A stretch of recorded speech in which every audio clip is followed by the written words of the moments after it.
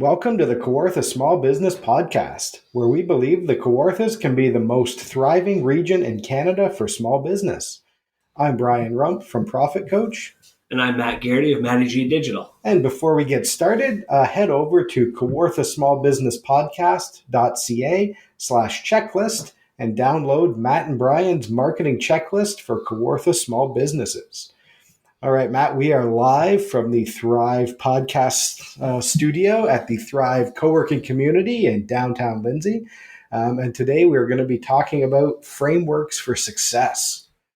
As per usual, no idea about frameworks or what we're talking about, so fire away. I will say something that I don't know if I use frameworks. Maybe I do. Yeah, you're about to tell me that I do. Frameworks, yeah. I've always been kind of anti not motivational speaker or business coach and all those people that have these frameworks and sell them. And you're the one that got me onto someone specifically that I now am. I'm not heavily invested, but mentally heavily invested in at this point. Yeah, and I think you sort of touched on it there, but I've been anti sort of prescribed systems that are other people's and things that are too detailed. And that's why I love the idea of frameworks more than very specific prescriptive systems or step-by-steps. But the heart of the framework is really important. And I think if you're going to be successful in anything, especially in business, you need to develop or adopt or buy or figure out sort of a set of frameworks that you're going to use. Because if you try to just fly blind and like invent everything as you go, it's just not going to work. Yeah. So what are frameworks then? What's the difference? Yeah. So a framework for success would be we talk about the StoryBrand framework a lot on this podcast. And, that's one where I discovered it and became a guide to use it because I believe that it works for any business. And that's using a framework of, for your marketing. I use it for how you design your business. You can use it in a way for how you hire people. So there's lots of levels of using it, but the base framework of that one is using the elements of story to invite your customer into a story where they are the hero. So you can use that framework sort of as the core for things like your communications or your social media. So you're not sitting down staring at Instagram being like, oh, I need a post. What do I do today? And you just try to invent something off the top of your head. You're using a proven framework that gives you some guidance of how to use that. But it's not a prescriptive thing where they're like, just do this exact thing, right? And some people sell pure templates or sort of Mad Lib fill in the blanks, or they might just sell you stuff that you post, which some people do that isn't even related to their business really, but it sort of feels like it works for them. So that's why I wanted to discuss overall frameworks, because every single business is a little bit different, but yet they're not so different that no one's ever they're not so unique that there's no solutions to pretty much any problem. Yeah, I like the fact that frameworks have some flexibility. You can be agile. You can make some changes. You can kind of leave some steps out sometimes. And it's not like you said, prescribed. It doesn't need to be exactly that way. You're probably better off following every step. Yeah, and I think that's of the framework. Again, as I get older and more mature and learn more, the more you hack, the more you leave complete steps out. There's always a price for that. And to quote Dan Sullivan, he has a quote that says, there will either be short-term suffering or long-term suffering. Either way, there will be suffering. So you don't want to suffer by completely skipping those steps. But the framework at least tells you what those loose steps are. And within each step, if I think of a framework like scaffolding versus like stairs, scaffolding has levels. It's not really filled in. You can do different things at different levels versus maybe an elevator that just pops you onto different levels and you don't have any choices. That's a great analogy, actually. So having that just helps you design what works for you and your business. Because, we talk about small businesses, and it's true, I think, no matter what the size, but you're always dealing with your own preferences, your own goals, what you want for the business. So something exact that works for somebody else is probably never going to work exactly for you. So you need to sort of peel apart that framework and figure out, what are the frameworks that you use. Yeah, I think frameworks are good for small business owners because we as small business owners have egos, and we as small business owners at one point thought we could do it better than anyone else. I think I said that on every single podcast, and I'm going to break a record, but it's true. And I think it's something important to remember about our psyche and mentality when we make these decisions. But with frameworks, it's nice that no one's there telling you this is exactly how you have to do it, and you're going to get your wrist slapped if you don't do it. Yeah. With a framework, it's kind of like a gateway into these bigger, more intense processes. And I found that with using StoryBrand for myself, where you, for a year, were going on and on and on about it. And eventually I started listening to you, and I started sprinkling little bits of it in at first. And I recognized, like, oh, this is much better than what I am doing. And then I got a taste for it. I started to use it more. I forget what website we wrote and designed first, where I hacked it together a little bit and then started to recognize how good that was. But then, okay, it can be better. And then now, like, I'm very rigid when we do the StoryBrand writing for copy on websites. And there's people that will do the writing with me and like talk about it, and they'll be like, well, like, do we need to follow it exactly? Can we do that? And I'm like, no, we follow it exactly. There is a method to this madness. There's a reason that they do it. There's a reason why this company and frameworks made bajillion dollars a year. They know better than us. We need to follow that. But I like the frameworks as a way for small business owners to like just to dabble and start to see, like, is there a better way? And then they start to see it and better understand. Yeah, and I think there's the dabbling. There's ways you can adjust within it, but you're still kind of following a framework and a path. And that works. So we've talked about, StoryBrand. It works in marketing. It also works in how you execute on that. So how you use it for, if you're doing like SEO, if you're doing social media, if you're doing email marketing, even just the cadence and pattern of what you're doing and why you're doing it you can use a framework for that and adjust within it. And the framework is like, the guide with a plan. So like when, someone comes to work with Matty G to do SEO, you have your own system and strategy and way that you've tested over years and years of how you approach something. So that's a framework, right? It's not all right, Mr. Customer, let's completely guess how to maybe try and do SEO together. And that's way more effective than that business owner being like, okay, I have to start from scratch and learn SEO from scratch, and I need to spend 80 hours on that, and then 80 hours running my business this week. And it just becomes crazy when you try to invent everything. But, to loop back, you talked about, I think, having control or like your wrist slapped, which is funny because a lot of business owners, they want to do it themselves or try it themselves. And what they don't want is to have someone else be the boss of them, right? If they don't agree with it. So having the frameworks allows you to at least dabble in some of it and maybe have that chance to recognize, oh, I need somebody else to help with this part here, but you understand how it fits in the rest of the framework. I think that was the scariest part when I started Matty G Digital, was anytime you got a new client or a new account, I used to get so freaked out and anxious and scared because I didn't have those frameworks yet in place. Like I didn't have those processes on here's exactly how I do these things. Yeah, here's how I onboard a customer. Yeah. And that's a good one because I think people in general, and I see this all the time and I see it in myself and recognize it, in hindsight, in a lot of interactions, is you will default to somewhere you've maybe been trained before, and you assume that that's how it works at every business.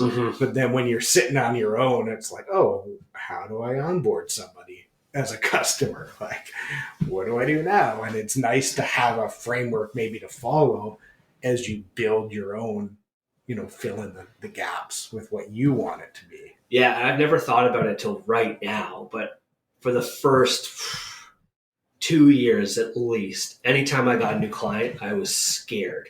And I literally wouldn't know how we were going to get it done or how we were going to approach it, how it was going to be executed.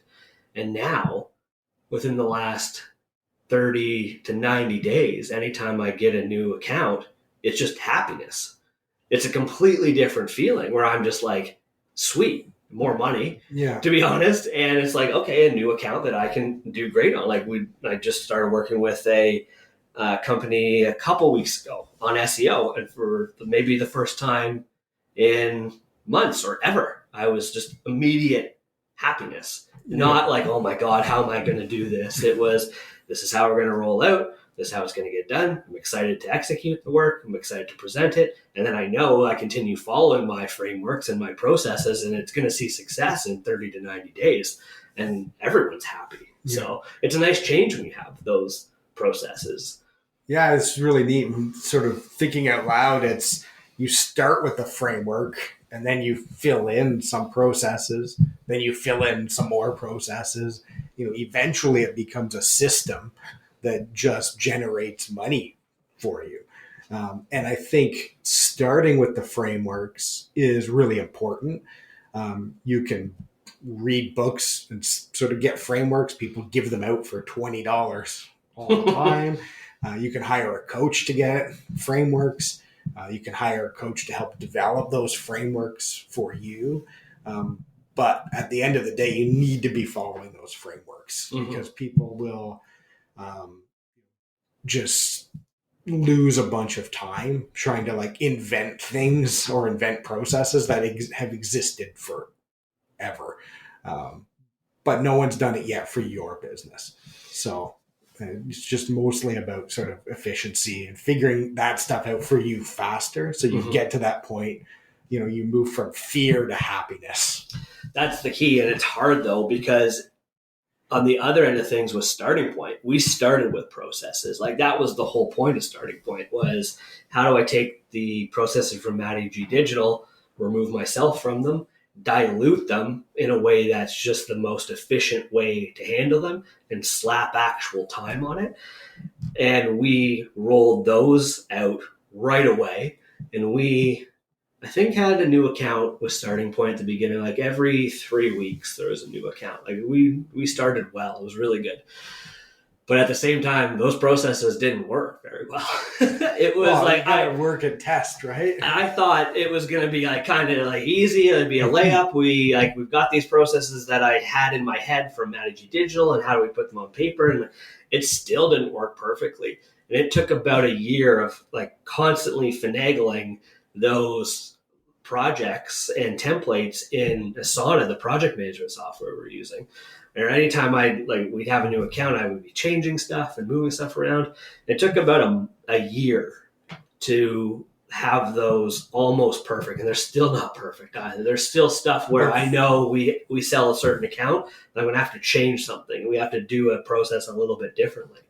So yeah, but at least you're adjusting within that framework. So you're not inventing every time. You started with an idea of what you wanted. So it's a good example of putting that time into tweaking it. And as a business owner, you're working within the framework. You're not building it from scratch all the time, right? Which is cool. And I think that's one for your operations, how workflows. Some other frameworks that we can use could be things like, how do you manage your cash flow? So again, there's some different methodologies that people can teach you. Most people don't follow any of them perfectly. So you have to figure it out for yourself. And as small business owners, everyone has different goals. Everyone has different money trauma. They have different levels of their understanding. So you have to find something that works for you in terms of that framework for like, how do I manage my cash in my business, right? How do I get cash? Yeah. How do I keep enough cash? How do I make purchasing decisions? How do I make investing decisions? How do I know when to borrow, when not to borrow? There's a lot of those decisions, and you can just get completely paralyzed doing it from scratch. But if you have at least kind of a framework to follow, it's going to make it easier for you. For sure. Side note, Money Trauma is a fantastic either product, service, marketing tagline that we should think about. Yeah. Well, it's a good line. It's a really good one. There's some people in the Canadian personal finance community. I've bringing this up now. There's someone's doing a whole course on it right now. Oh, okay. So, and they're like professionals who, weave in counseling and therapy into that, which is fascinating because most business owners have some kind of money trauma. Not to spoil it, there's lots of people who maybe are workaholics, or they grew up with nothing, so now they like want more and more and more money. So sometimes managing through that helps you figure it out, or they try to apply their personal values to their business, which is a hard thing to really do as well. So again, that's a whole other sort of service, is figuring out the money side of your business and your own perceptions, how you manage your cash, how you look at your finance numbers, how you keep your records, and there's obviously frameworks for that available. You can get bookkeepers, accountants to help at least with the data entry of that, but you have to, probably the best way is to work with a coach to figure out how you open up your QuickBooks, and then what, right? Yeah. What's the path of what you're looking at? What reports are you pulling? How often do you pull those reports? How do you make it simple so it fits in with everything else? So it's having a framework to look at, cash flow. I feel like I shouldn't say this because I don't know if I said it on the podcast previously, but did we talk about Profit Doctor on the podcast, or was that a different conversation we had? Because do you have money trauma? Yeah. See the Profit Doctor. Yeah, see the Profit Doctor. Yeah, it's interesting. I think we Googled it and someone already had the domain. Oh, okay. Yeah, I think because I was like, me and you, someone said it, and we looked at each other and we were like, that's a good idea. Yeah. That's a good name. Profit Doctor. And it is like that, right? Like you start with your pain and then how to figure it out. Yeah. But it's, again, I think the answer is a framework.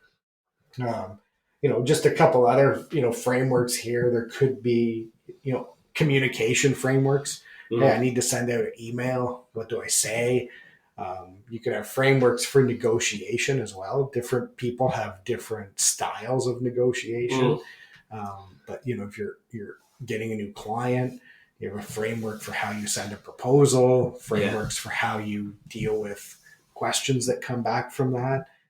Again, you're figuring out some of the minor details along the way, but when you follow that framework, it just makes it easier than sort of panicking all the time because you're not quite sure what to do or what the next step is. Yeah, we, with Starting Point, set up an infrastructure of emails when we started going, and that was a nightmare also, because we spent a lot of time meticulously writing certain emails, and then when we're actually using them, they never sounded like the person that was sending them. There was different nuances that didn't add up and about the relationship and the person. And we've gone back and had to not start from scratch, but heavily edited them. However, we were in a much better position than making the emails up on the spot. So we had software. We were using the HubSpot free version of software to save all the email templates. So we had a bank anytime we needed to go in and okay, what do we say in this situation? Yeah. Go find the email, pull it, and then we could edit it on the spot. But then we found that we're editing it way too much on the spot and had to reevaluate what we're actually doing. But it was at least we created a framework in a way that was not, I think, overwhelming for small business owners because A, it was free, and B, it wasn't completely static. Like we could go in and anyone could edit them at any point, or like copy it, paste it, and have their own points to it. So Yeah, I think what you're telling me is you have a really good framework for testing and editing things, which I think is really good because you don't get things perfect off the start. never. And the fact that you start it, test and edit, change things, or realize, hey, we can edit it, but we're editing it too much.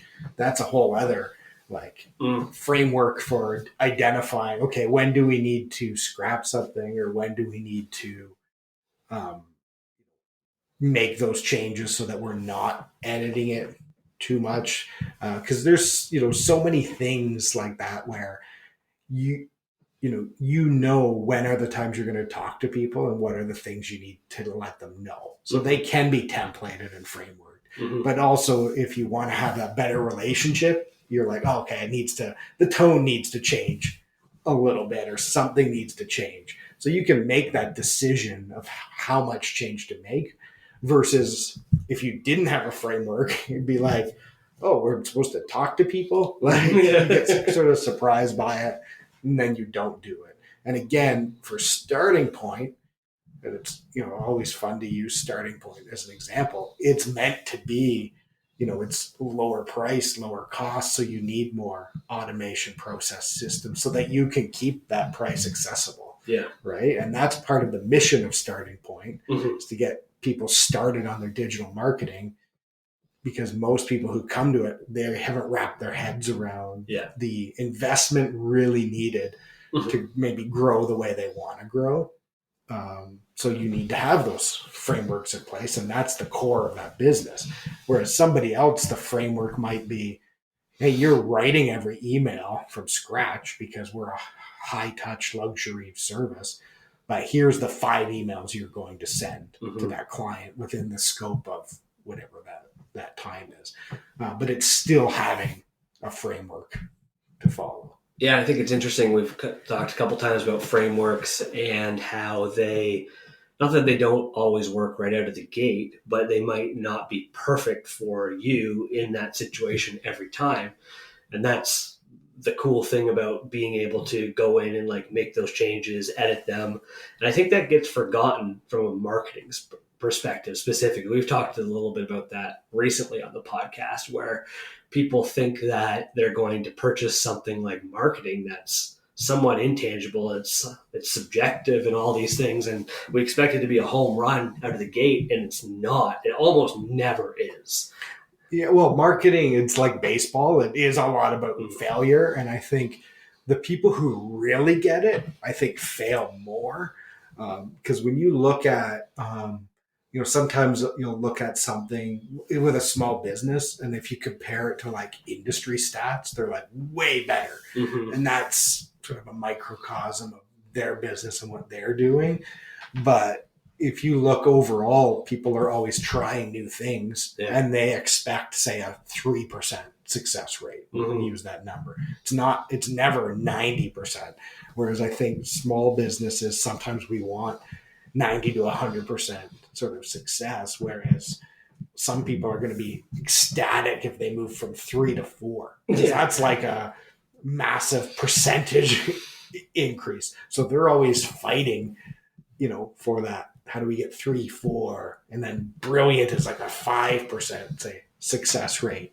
But the point is the activity and the framework for how they do things. So I think every business needs to test and measure and adapt and I think do those activities, which is hard to do when you're building a small business and don't have a lot of money to burn. Yeah, maybe not to get too much into it, but to that point too, it is baseball with different things online. I don't know what people's expectation is of getting success or clicks or whatever, but a good success rate is 3 or 4%. It's not even like 30% or 40%. It's 3 or 4%. That's average, right? Some percentages are 1%. There's certain metrics on social media for certain clicks that if you get 1% of people click through, you're laughing. You should be happy. with my Google Ads, with my frameworks and the processes and methodologies that I have, I can get people success rate of like 6 to 8%, which is like double what the average is. And I'm always like ecstatic about that. Yeah. You're like super excited. And then the customer's like, wait a minute, this isn't making, you know, this isn't. I'm like, these numbers are through the roof, but it's still not even 10%, which is still a low percentage. Yeah. And I think it's, partly it's figuring out what that failure is. And that's why, again, frameworks versus prescriptive things. And, when we talk about coaching and, to bring this back to coaching, a good coach isn't a cheerleader. And I think for a long time, you and I've hated sort of business coaches or like life coaches because some of them come across as like, oh, they're just going to cheerlead you along the way. And they're just going to sort of send you motivational quotes. And that's sort of the extent of it.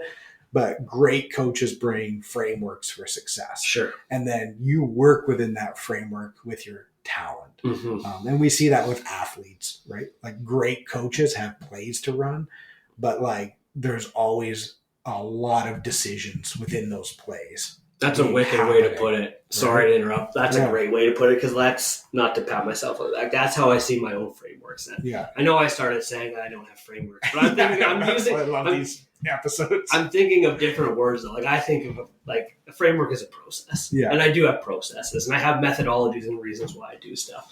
So now I've had my come to Jesus moment through this podcast where I realized like, okay, I do have frameworks. And I do like that where I'm the coach and I set up these processes and steps, but it's still up to the person executing the work to perform and do it the way that they're capable of doing it, which I like. Yeah. And that dives into another Dan Sullivan topic of unique ability and like the path in life is to figure out and go all in on your own unique ability. So sometimes those best players or most talented people are hunting for coaches that could give them a new framework that they can work within, right? If you look at Connor McDavid, guy's got a million coaches probably. Like there's team coaches, there's strength coaches. You're like, it's probably hunting for coaches doing things different. Like, hey, what's the new framework I can follow and then work within and practice my skills within that? They're not spending time figuring it out for themselves, right? He's probably not designing drills for himself to do, right? He's getting them from somebody to do and practice on. And then other people are creating their own as they go and maybe the area they're specialized in. But I think it's understanding that you need that framework, right? NHL games are not out there playing shinny, right?